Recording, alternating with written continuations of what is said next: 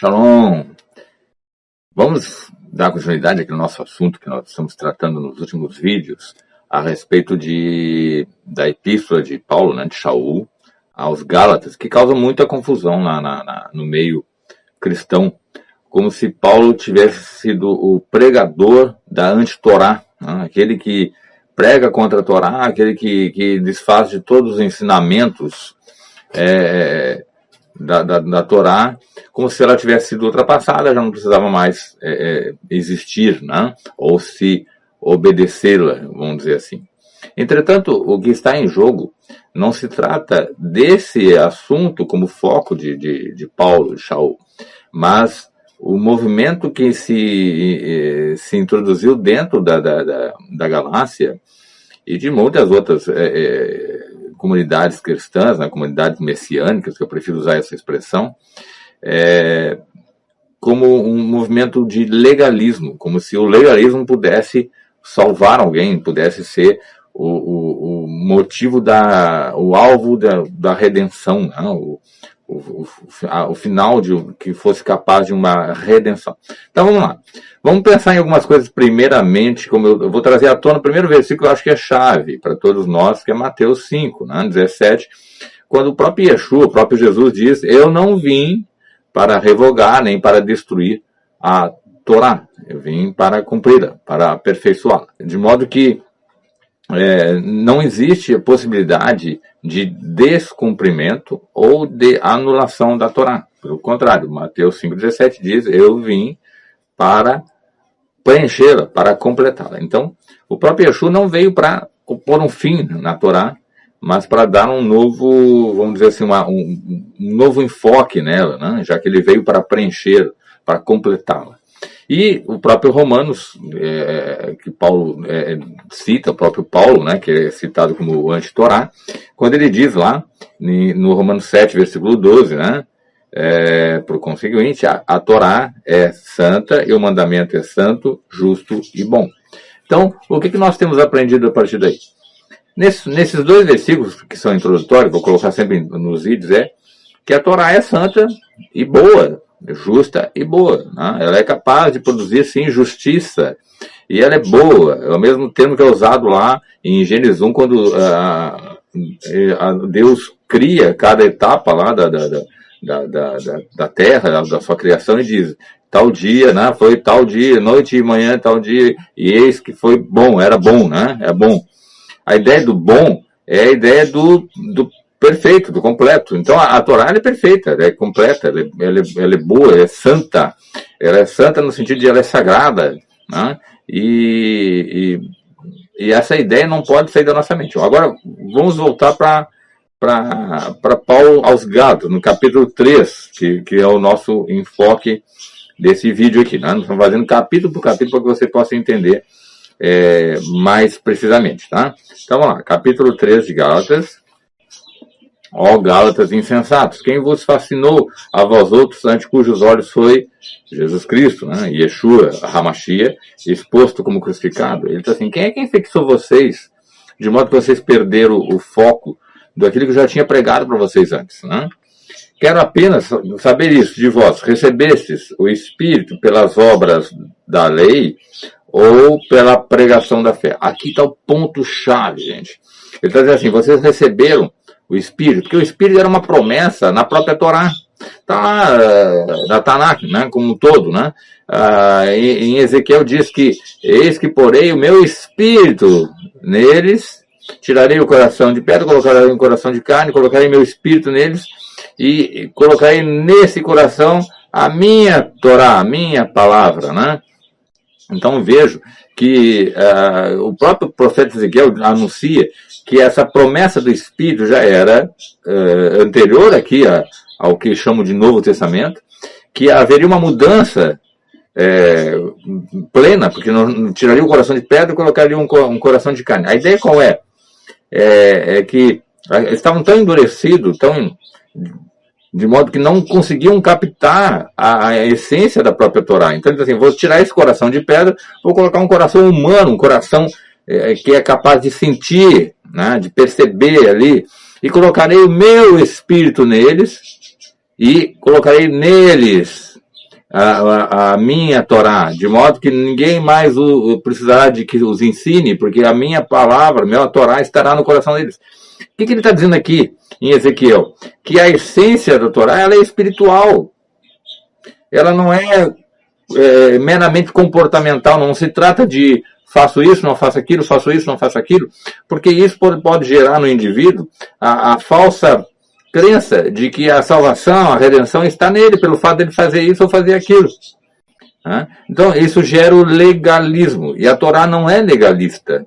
A Torá ela é instrutiva. A própria palavra Torá, volta a repetir aqui, gente, a palavra traduzida como lei, no chamado Novo Testamento, ela tem um objetivo que é desgastar a imagem verdadeira da Torá, produzir na cabeça do leitor, e sobretudo daquele que se diz cristão, uma antipatia pela Torá. Então, a lei dá um peso, né? Mas a palavra Torá significa instrução. As instruções que Deus deu ao povo de Israel para que se cumprisse. Nenhuma instrução é dada para não se cumprir. Seria uma besteira, né? Vamos dizer assim, o próprio grandioso e glorioso Deus dá uma série de instruções num gigantesco volume que que é a Tanakh, né? Que o pessoal chama erroneamente de Velho Testamento, que é outra jogada de palavras para poder dar ideia de velhice, caduquice, né? Imagina um volume enorme de textos da palavra de Deus para fosse transformado em bobagem, caduquice, em coisas sem sentido. As instruções de Deus perderam, então, a sentido. O que está em jogo, quando Paulo fala aos Gálatas, é o legalismo, e não a lei em si. Por exemplo, quando você tem Yeshua falando, um exemplo muito claro de como a Torá ela é espiritual, diz assim, olha, vocês aprenderam que não cometerão adultério, mas eu digo que só de olhar com o pensamento, com o desejo impuro por outra mulher, vocês já estão adulterando. Aí você, mas como assim? Vamos dizer, eu tô na rua, olhei uma mulher lá e tive um desejo sexual na minha mente, mas não fiz nada. Eu não cheguei a falar nenhuma besteira para a mulher, só ficou na minha mente, nos meus pensamentos, e Yeshua está dizendo que eu já cometi adultério, porque a Torá ela é espiritual. Ela afeta não a prática em si, mas o teu espírito. Ela te mostra quem você é, né? Ou seja, quando você recebe a informação, a instrução da Torá, de que você não deve fazer tal coisa, e na tua mente você está pensando em fazer, está revelando quem você é. Né? Ou seja, o teu espírito é propenso ao tropeço, à desobediência. Então a Torá ela vem revelar esse lado espiritual, né, do ser humano. E isso prova que Yeshua está colocando aí. Vocês pecam só de pensar. Né? Vocês já estão desobedecendo a Torá só de pensar, porque a Torá ela é a essência, ela é espiritual. Então ele vai falando ali, né? Sois assim insensatos, que tendo começado no Espírito, vocês receberam o Espírito, estejais agora vos aperfeiçoando na carne, voltando ao legalismo, não a Torá, mas ao legalismo. Teria sido em vão que tantas coisas sofrestes, se na verdade forem em vão, né? Aquele pois que vos concede o Espírito, Ezequiel, está ali, ó. Nos últimos tempos, né, eu tirarei o coração de pedra e colocarei neles no Espírito. É o próprio Adonai, né? Aquele, pois, que vos concede o Espírito, que opera milagre entre vós, porventura, o faz pelas obras da lei ou pela pregação da fé. E aqui vem outro grande detalhe, que é importante. A fé, como no cristianismo, a fé ela é muito diferente da visão que nós, judeus, temos de fé na Bíblia. A fé não é uma abstração, não é simples um ato de agora eu acredito e pronto. Não. A fé ela é muito bem explicada quando o Tiago diz, né? Me mostra a tua fé sem obras, né? Ele tá ironizando a situação, porque a fé, a partir do momento que eu declaro a minha fé em Yeshua, ou declaro a minha fé em Deus, eu tenho que ter uma mudança comportamental, que são as obras dessa fé. Né? Ou seja, que obras, né? Que comportamento eu teria a partir do momento que eu declaro a minha fé? a minha confiança em Yeshua, a minha confiança em Deus? É a Torá. A Torá que me diz a minha ética de comportamento. Né? Ou seja, quando Deus dá a Israel a Torá, lá no Monte Sinai, ele está dando o manual da ética, o manual do comportamento daquele que crê e obedece e confia em Adonai. Ou seja, eu quero ser povo de Deus, né? Israel está ali assumindo isso diante do Sinai, e me submeto a esse rei, e esse rei me diz o que eu tenho que fazer para ser súdito dele. É isso, é a ética. Né? Então, sempre, eu creio em Jesus, mas os teus atos não correspondem a quem crê, né? Isso é destoante. Então, mas como é que são os meus atos? Quais devem ser os meus atos de fé? Está na Torá. Ali vai te dizer exatamente o que se espera de um cidadão que é salvo, que é redimido. Né? Não que aquelas obras que ele fizer lhe dão a salvação, mas por ele ser salvo, ele terá uma ética diferente de qualquer pessoa que não é salva. É simples assim. Existem leis que são universais, por exemplo, não matarás, não mentirás, não desonrarás pai e mãe, né? Tu tem que honrar pai e mãe, não ter inveja, são leis universais. O mundo aceita isso como um padrão comportamental, mas existem outros que estão dentro dos 10 pronunciamentos, né? O primeiro mandamento, muita gente distorce por não conhecer, mas veja o que diz aqui. Então falou Deus todas estas palavras, né? E diz, eu sou o Senhor teu Deus, que tirou da terra do Egito da casa da servidão. Esse é o primeiro mandamento. Eu sou. Né? Só que como está ali Senhor teu Deus, muita gente não entende exatamente a profundidade dessa declaração. Aqui está dizendo o seguinte, ó. Eu sou o Eterno, né? O nome, o tetragrama aqui, né? Eu sou o Eterno, teu Elohim, o Deus juiz. Tá? Elohim, que nós usamos mais para evitar falar toda hora Elohim, nós usamos Eloquim, né? Para não ficar em vão essa pronúncia toda hora. Então seria assim, o tetragrama, né? Então nós vamos substituir por Eterno. Eu, o Eterno, sou teu Eloquim, né? Que te tirou da terra do Egito, da casa de servidão. Esse é o primeiro mandamento. Você tem que entender que eu sou o Eterno, teu juiz. Viu? Muita gente não sabe que esse é o primeiro mandamento. E acha que é a segunda parte, né? Não terás outros deuses diante de mim, que é o primeiro mandamento. O primeiro mandamento começa exatamente com isso. Eu sou o Eterno, teu Eloquim. Ou seja, você que está recebendo a minha lei tem que entender isso e tem que observar isso. Tá? Mas continuando. Aí ele vai lá e diz o seguinte. É o caso de Abraão, que creu em Deus e foi imputado para a justiça. Sabei, pois, que os da fé, que são filhos de Abraão. Aí o pessoal diz, tá, viu? Não tem que seguir Torá nenhuma. Eu tenho que crer igual a Abraão, porque a partir do momento que eu creio, eu sou filho de Abraão, sou filho da fé, e então eu tenho a redenção. Peraí, mas vamos ao seguinte. Como é que Abraão creu em Deus? Como é que ele mostrou a sua confiança? Aqui que está. A palavra fé não significa uma abstração, um sentimento, mas uma prática. Como é que ele demonstrou essa confiança? Você já parou a pensar? Por obra. Que obra? Quando Deus diz assim, pega o teu filho, teu único filho, sobe ao monte Moriá e o sacrifica para mim. O que Abraão fez? Pegou o filho, pegou a cutela, a madeira e subiu ao monte. Então ele fez uma prática, ele cumpriu uma obra ali. Ele recebeu uma instrução, uma Torá de Deus, ele recebeu uma instrução, um mandamento e foi. E ele foi por quê? Porque ele confiava em Deus, que, poxa, Deus me prometeu o herdeiro, eu estou com o herdeiro aqui, ele me pede para sacrificar o herdeiro, então eu vou sacrificar, porque deve existir algo ali que o meu Deus fará. Essa é a fé de Abraão. Né? Ele creu que Deus era poderoso para ressuscitar até mesmo Isaac, se o Isaac viesse a ser sacrificado. Então, a fé de Abraão não é uma fé abstrata, é um cumprimento de uma obra. Então, os que são filhos de Abraão, que são os filhos da fé, que são salvos. O que significa isso? Que aqueles que confiam em Deus praticam os mandamentos de Deus, né?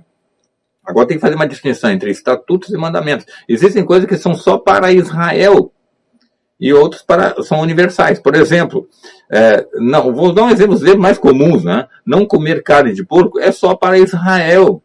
É uma obediência que nós seguimos. Mas isso não me traz salvação.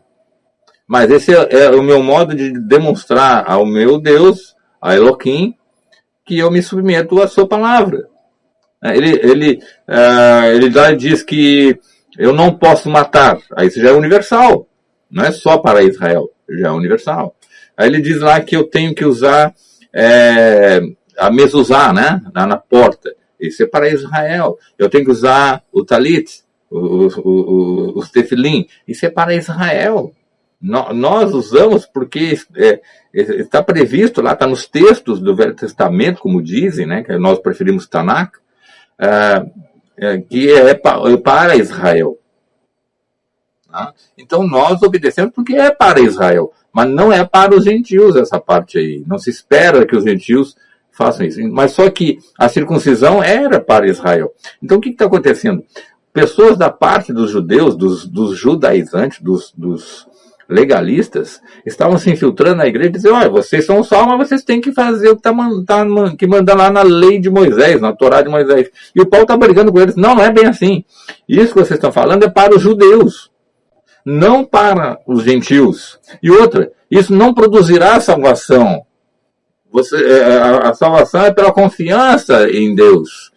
Né? Então ele vai lá, em ti serão abençoados todos os povos. Aqui está a promessa em Abraão, né? Povos é etne, de etnografia, de etnos, que em grego, que é goim em hebraico, ou seja, nações. Então, o que ele vai dizer ali? Primeiro, a gente sabe que qualquer judeu vai te dizer isso, e esse é um fato bíblico. Abraão é o pai de Israel, né? O Isaac é o pai de Jacó, e Jacó é transformado em Israel, e as promessas são para Jacó, para Israel. Então, Abraão é o pai de Israel. Agora, diz assim, em ti, vamos dizer assim, né? Em Israel serão benditas todas as nações. Porque Israel passa a ser o precursor, o filho bendito que levará essa luz a todas as nações. Porque, por exemplo, um gentil, um cristão, ele só tem acesso à palavra de Deus, às escrituras, porque elas foram dadas pelos judeus, pelo povo de Israel. Tudo que você tem na sua mão, como chamada Bíblia, é originada em Israel. Você não tem nenhum texto que foi criado por cristão. São textos de Israel. Toda a visão do Messias é de Israel. Não existe Messias para os gentios se você subtrair da Tanakh, do que é Velho Testamento, porque a promessa do Messias é no Velho Testamento, que é de Israel. A própria ideia de Messias, ela é de Israel, né? Então, de modo que os da fé que são abençoados com o crente, Abraão, ele usa com o crente. A palavra crente aqui, distorcida nos dias atuais, é com o confiante, Abraão, não é aquele que confiou, de fato, em Deus. Todos quantos, pois, são das obras da lei, aí o legalismo, estão debaixo da maldição, porque está escrito. Né? E é um fato. Maldito todo aquele que não permanece em todas as coisas escritas no livro da Torá para praticá-la. Ou seja, se eu não praticar todas o que está prescrito na Torá, eu sou maldito. Isso é fato. Isso é fato, é verdadeiro. Não é discutível, é fato. Todo aquele que não obedece plenamente, 100% a Torá, ele vai vir a ser maldito. Só que a Torá não tinha a intenção de salvar ninguém. A intenção dela é mostrar a transgressão do ser humano, ou seja, revelar o pecado no ser humano. Por isso que Paulo muitas vezes diz, olha, a Torá me mostrou como pecador. Ela me expôs como pecador. Porque aí eu vejo que eu preciso de salvação. Eu consigo entender quem eu sou e eu preciso de redentor. E o redentor também é uma promessa da Tanakh, que os cristãos chamam de Velho Testamento. Tá? Olha como as coisas são ligadas. E aí vamos lá, é evidente que pela Torá ninguém é justificado diante de Deus, é óbvio, porque o justo viverá pela fé, está lá em Abacuque. O justo viverá pela fé, o justo é um termo jurídico, né? Aquele que foi declarado justo por Elohim, ou seja, pelo juiz, o justo juiz, viverá pela confiança na salvação em Yeshua. É isso que ele está dizendo. Se eu confio nos méritos de Yeshua, então eu vivo por essa confiança. Ora, a lei não procede da fé, mas aqueles que observar seus preceitos, por ela viverá. Veja que a lei não procede da fé. Ela é um conjunto de regulamentações, de instruções éticas. Então, ela não está baseada na fé, ela está baseada num conjunto ela está baseada num conjunto de regras éticas. Né? Mas aquele que observar os seus preceitos, por ela viverá. Se você cumprir toda a Torá, você vive. É isso que Deus nos deixa, né? Mas como que eu vou cumprir toda? Essa seria a pergunta que me faria honestamente, né? Então, o Messias nos resgatou da maldição da Torá, fazendo-se ele próprio maldição no nosso lugar, porque está escrito, maldito todo aquele que for pendurado no madeiro. Ele está citando Deuteronômio. Mais uma vez eu levo você ao caminho da Tanakh, ou daquilo que é chamado de Velho Testamento. E é fato. Maldito todo aquele que não cumprir. Então nós estamos debaixo de uma maldição. Mas vem o Messias, prometido e esperado também por judeus, e ele cumpre toda a Torá e me resgata dessa maldição se eu confiar nele, se eu confiar nos méritos, se eu confiar na fidelidade dele, na sua capacidade de ter cumprido totalmente a Torá. Né? Para que essa bênção de Abraão, chegasse aos gentios, em Yeshua HaMashiach, em Jesus Cristo, a fim de que recebesse pela fé o Espírito prometido. Havia uma promessa do Espírito, lembra que eu falei? Ezequiel, dizendo que no fim, nos últimos tempos, eles receberão, tirarão o coração de pedra, colocarão o coração de carne, será posto nele o Espírito. É uma promessa. E está se cumprindo a partir de Yeshua. Melhor dizendo, se cumpriu a partir de Yeshua, né? É fato consumado. É claro que as conversões seguem, né? Mas ali se cumpriu em Yeshua essa promessa. É isso que ele está dizendo. E a partir dali, a Torá está viva dentro do ser humano. Irmão, eu falo como homem ainda que uma aliança seja meramente humana, uma vez ratificada, ninguém a revoga ou acrescenta coisa alguma. Né? Ela foi feita, está ali, não tem como alterar. Por isso que é proibido alterar a palavra de Deus. Ora, as promessas foram feitas a Abraão e seus descendentes. Não diz aos descendentes, como se falando de muitos, porém com de um só. E o teu descendente, e aí o Paulo faz uma midrash, né? Ou seja, uma interpretação, é o Messias. Ele enxerga que quando a Torá está falando ali sobre esse descendente lá, que aponta em Gênesis, é o Messias. E nesse Messias serão benditas todas as nações, né? Serão abençoadas todas as nações, ou seja, aquelas nações que agora não interessa se é gordo, magro, preto ou branco, judeu, gentil, homem ou mulher, pobre ou rico, mas a todos que se achegarem ao Messias em confiança receberão essa bênção da redenção, né? E digo isso, uma aliança já anteriormente confirmada por Deus, a Torá, que veio 430 anos depois, não pode abrogar, ou seja, a mesma Torá não anula a aliança feita com Abraão, entendeu? É isso que ele está dizendo, a aliança de Abraão não foi anulada, de forma que venha a desfazer a promessa, porque a herança que provém da Torá já não decorre da promessa, mas foi pela promessa que Deus concedeu gratuitamente em Abraão. Esse graça, lá na nossa visão judaica, é usada a benignidade de Deus, ou seja, o desejo dele em fazer o bem ao ser humano. Né? Qual foi a razão, então, da Torá? Adicionada por causa das transgressões, até que viesse o descendente a quem se fez a promessa e foi promulgado por meio de anjos, pela mão de um mediador. Mediador, Moisés. Né? E para que servia a Torá? Por causa das transgressões, para poder, então, retificar um povo, para que ele tivesse um comportamento ético, para que ele pudesse, então, revelar o Messias ao mundo. Israel passou a ter uma regra de ouro, que é a ética do Sinai, para que ele pudesse, então, revelar o Messias ao mundo inteiro. Ora, o mediador não é de um, mas Deus é um. O que Paulo está dizendo aqui? O Shema, que está lá em Deuteronômio.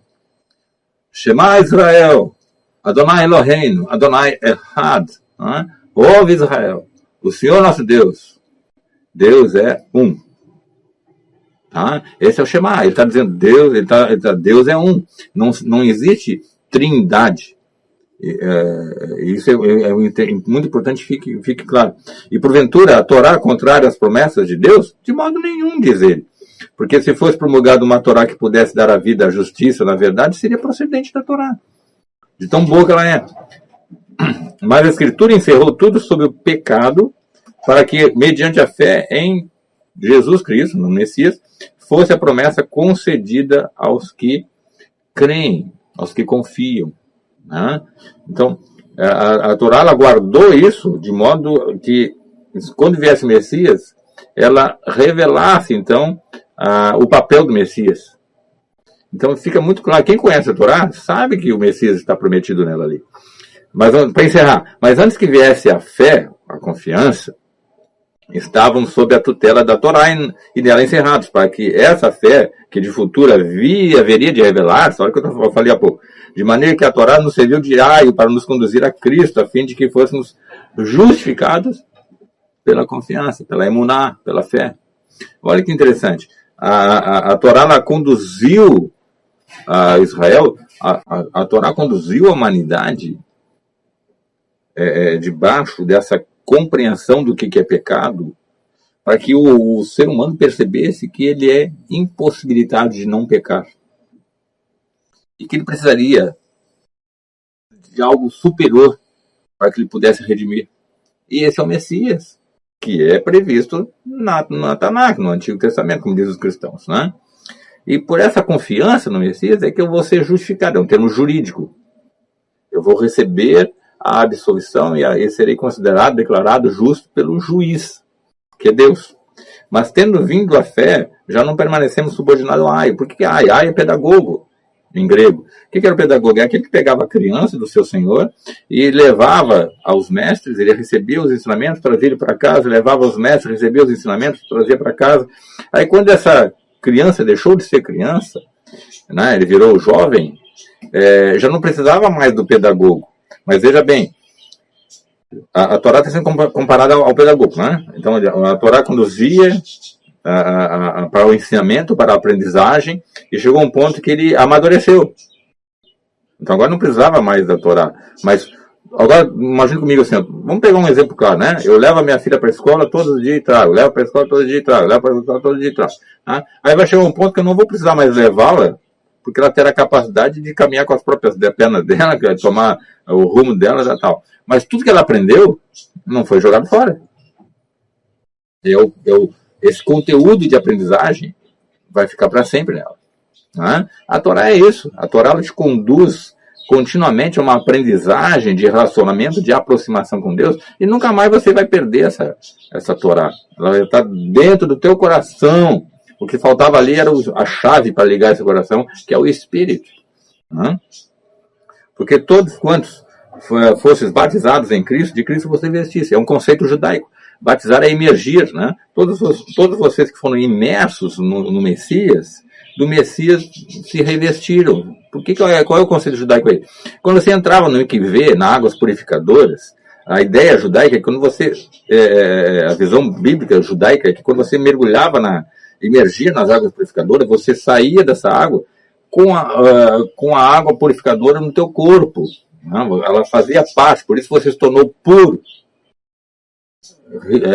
cultualmente falando, espiritualmente falando. Então aqui, quando ele diz assim, porque todos quantos fossem imersos no Messias, vocês saíram revestidos do Messias. O conceito judaico. Então você se tornou apto para estar com Deus, apto para poder estar em relacionamento verdadeiro e proximal com Deus. Né? Destarte, não pode haver judeu nem grego, nem escravo, nem liberto, nem homem, nem mulher, porque todos vós sois um em Cristo Jesus, em Yeshua HaMashiach. A unidade. Qual é a ideia? Eu salvei um povo, eu elegi um povo, Israel, para que o mundo fosse alcançado, e no final de tudo, ambos serão um único povo a me adorar, a estar comigo. Essa é a unidade da fé. E se sois do Messias, também sois descendentes de Abraão. De volta lá. E herdeiros segundo a promessa. Que promessa? Que em ti, Abraão, serão benditas todas as nações. Então, a ideia da salvação não é a anulação da Torá. A ideia da salvação é alcançar o mundo, e para isso Deus usa a Torá e usa Israel. Israel é o portador da Torá, das instruções divinas, e ele falhou muitas vezes no sentido de brilhar, de ser luz para alcançar o mundo, mas ele não foi anulado. Israel é a menina dos olhos de Deus, é o povo escolhido de Deus, é o povo eleito de Deus, é o filho amado de Deus. E Israel tem essa missão de levar o conhecimento da Torá, das Escrituras, ao mundo inteiro.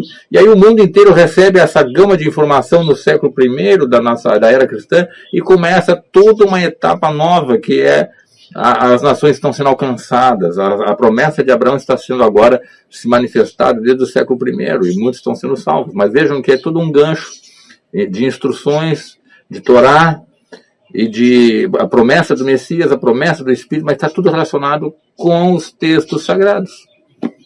Eu espero que a gente possa continuar e ter um pano de fundo, uma sustentação, uma fundamentação maior, para que você possa entender que Paulo não é antissemita e nem anti-Torá. Pelo contrário, ele está se fundamentando na Torá. Tá bom? Até o próximo vídeo, então, meus queridos irmãos e irmãs. Que nosso querido Adonai te abençoe. Até mais.